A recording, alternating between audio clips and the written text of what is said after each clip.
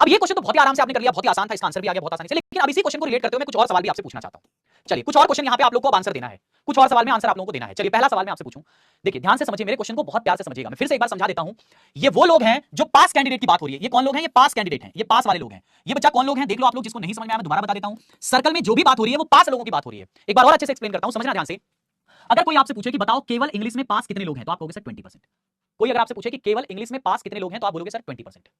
ठीक है ना? अच्छा, कोई आपसे बोले कि बताओ इंग्लिश में पास कितने लोग हैं, कोई आपसे बोले कि इंग्लिश में पास कितने लोग हैं, तो आप ये बताओगे 60%।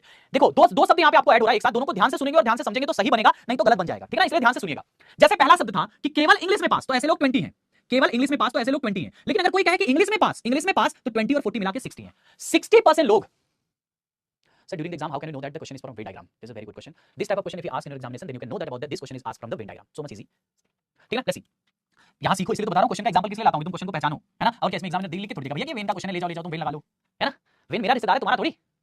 सुनो, अब सुनो मेरी बात को ध्यान से सुनना। मैंने क्या कहा बच्चा, बाबू ऐसे क्वेश्चन रहेंगे तो आपको समझ जाना होगा, जहां पे इस तरह की बातें कहेंगे, क्वेश्चन को पढ़ के ही समझ में आता है। कोई भी टाइप हो, चाहे परसेंटेज का ये वेन डायग्राम हो, चाहे पॉपुलेशन हो, चाहे इलेक्शन हो, चाहे कोई भी टाइप हो, आपको पढ़ के ही समझ में आएगा कि किसका। मेरा ध्यान से समझना। मैंने कहा अब जो चीजें बता रहा हूं उसको ध्यान से समझो, फालतू बकवास मत करो। मैं अगर मान लो कोई आपसे पूछे कि बताओ इंग्लिश में पास कितने लोग हैं, जैसे मान लो कोई आपसे पूछे इंग्लिश में पास कितने लोग हैं, इंग्लिश में पास कितने लोग हैं, जल्दी बताओ इंग्लिश में पास। तो आप क्या कहोगे, इंग्लिश में कितना पास है? इंग्लिश में कितना पास है मेरे भाई, जल्दी बताओ इंग्लिश में पास। तो आप कहोगे सर इंग्लिश में पास तो क्वेश्चन में दिया है 60% लोग इंग्लिश में पास हैं, तो 60% होगा। बस आंसर करो फटाफट, कितने लोग अंग्रेजी में पास हैं, तो 60%। ठीक है? मैं बोलूं कि ओनली इंग्लिश में पास बताओ, ओनली इंग्लिश में पास, ओनली इंग्लिश में पास कितने आएंगे, ओनली इंग्लिश में पास,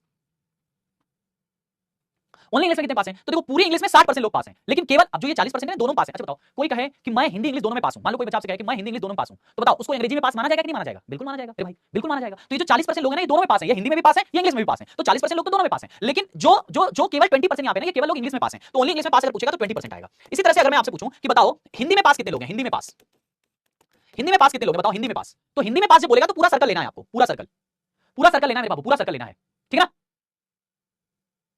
है भैया, पूरा क्वेश्चन लेना है। केवल हिंदी में 40 दोनों में, तो 30 और 40 मिलकर 70। हिंदी में पास कितने लोग हैं बच्चा? 70% है। लेकिन अगर कोई पूछे कि बताओ ओनली हिंदी में पास कितने लोग हैं, ओनली हिंदी में पास यानी केवल हिंदी में पास, केवल हिंदी में पास कितने लोग हैं, केवल हिंदी में पास, तो आप कहोगे सर केवल हिंदी में पास बोलेगा तो कितना आएगा? 30%, 30% आएगा। अच्छा ये डेटा तो सारा दिख रहा था, अब कुछ नए डेटा जो आपसे पूछा जाएगा उसके बारे में बात कर लेते हैं, है ना? चलिए जैसे मान लीजिए आपसे कोई पूछा कि बताइए ओनली ओनली इंग्लिश में, ओनली इंग्लिश में फेल कितने हैं, ये बताइए। वाह वाह वाह वाह, ओनली इंग्लिश में फेल कितने हैं पहले ये बता दो, इसका उत्तर दे दो, मैं जान जाऊंगा इसका उत्तर, जल्दी से बता दो,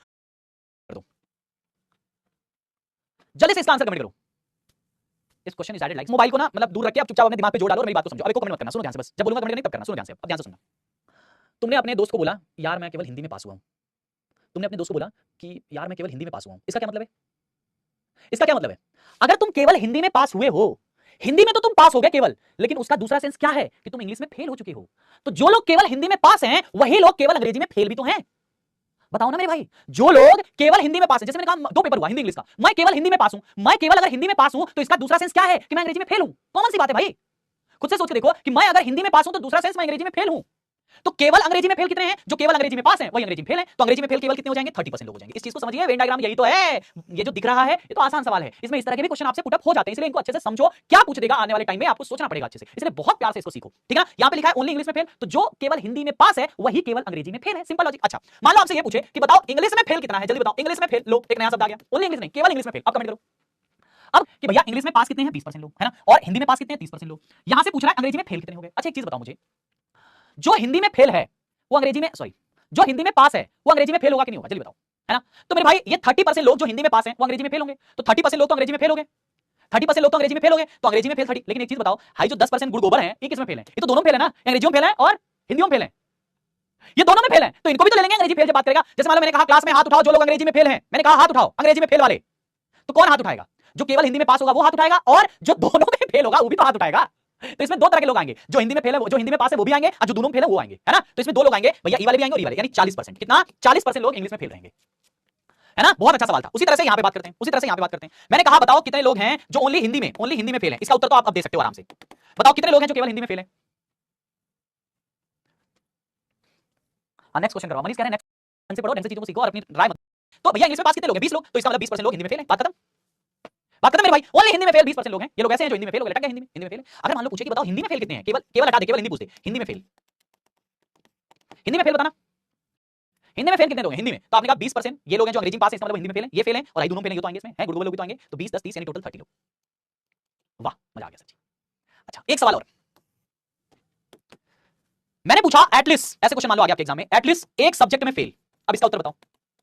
अच्छा, एटलीस्ट एक सब्जेक्ट में, एटलीस्ट एक सब्जेक्ट में फेल, चलो इसका उत्तर बताओ। एटलीस्ट एक सब्जेक्ट में फेल, कम से कम एक विषय में फेल, बताओ कितने लोग हैं? बताओ। एटलीस्ट का मतलब क्या होता है? जैसे मान लो तुम्हारे घर पे मम्मी ने पूछा बताओ आज क्या रोटी खाओगे, तुमने कहा कम से कम 4 तो खाऊंगा ही। इसका मतलब है कि 4 तो कम से कम रहेगा, अगर कुछ अच्छा मिल गया तो फिर रोटी की संख्या पता नहीं कहां तक जाएगी। तो कम से कम का मतलब होता है जो सबसे कम वाला माने वो लेना है, उसके आगे जहां तक भी ले सकते हो। कम से कम एक सब्जेक्ट में फेल का मतलब एक में तो फेल होना ही चाहिए, साथ ही साथ वो एक से ज्यादा में भी फेल हो सकता है, ठीक है ना? तो देखो, ये जो लोग फेल है 20%, ये केवल हिंदी में फेल है। ये लोग जो है वो केवल, ये पास का मैंने बनाया है, फेल की बात करेंगे तो केवल इंग्लिश में फेल है। तो ये एक एक सब्जेक्ट में दोनों फेल है, ये दोनों एक एक सब्जेक्ट में फेल है। 20 और 30, 50% लोग एक सब्जेक्ट में फेल है, प्लस 10% दोनों में फेल है, ये भी तो एक सब्जेक्ट में फेल आएंगे ना एटलीस्ट के, तो टोटल 60% लोग आएंगे। 60% लोग एटलीस्ट एक सब्जेक्ट में फेल है। और अरे यार ऐसे भी कर लो ना, 40% दोनों में पास है, इसका मतलब जो बाकी 60% बचे वो किसी ना किसी में तो फेल है ना, चाहे वो अंग्रेजी में फेल है, चाहे वो हिंदी में फेल है, चाहे दोनों में फेल है। कॉमन सी बात है, अगर 40% लोग दोनों में पास हैं, 40% वाला कैसे हैं जो कहेंगे मैं दोनों में पास हूं, दोनों में पास हूं, दोनों में पास हूं, तो जो 60% बच रहे हैं वो या तो एक में फेल होंगे या तो दोनों में फेल होंगे, सिंपल लॉजिक। आगे उत्तर। तो इस तरह से वेन डायग्राम में अनेकों तरह के क्वेश्चन आपसे बन सकते हैं, केवल एक पैटर्न का नहीं, अनेकों तरह का सवाल बनता है। आई थिंक इस क्वेश्चन को जिसको वेन डायग्राम अच्छे से समझना होगा, जिसको वेन डायग्राम में कोई डाउट होगा, ये जो मैंने पिछला इस क्वेश्चन को समझाने के लिए जो भी 10-15 मिनट का समय लिया, इसको दोबारा देख लेना, आपको पूरा वेन डायग्राम का पोस्टमार्टम